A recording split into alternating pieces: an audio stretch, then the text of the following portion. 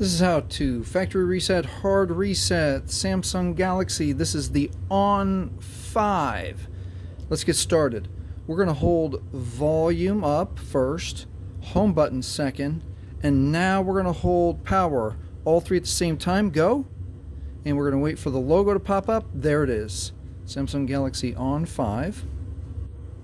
We're going to wait a few seconds for the working Android, and this can last anywhere from 15 to 30 seconds, but I'm going to pause. We'll come back when the recovery menu pops up.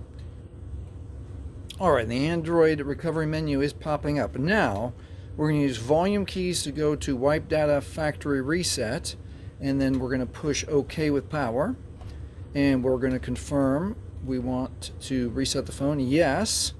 And now we're going to push OK with power, and we're going to wait down here for the formatting, the data wipe to be complete, and now you can reboot the system.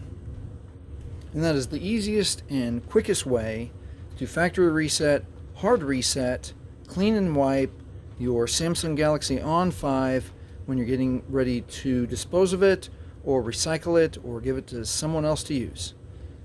Thank you for watching. Please like, please subscribe.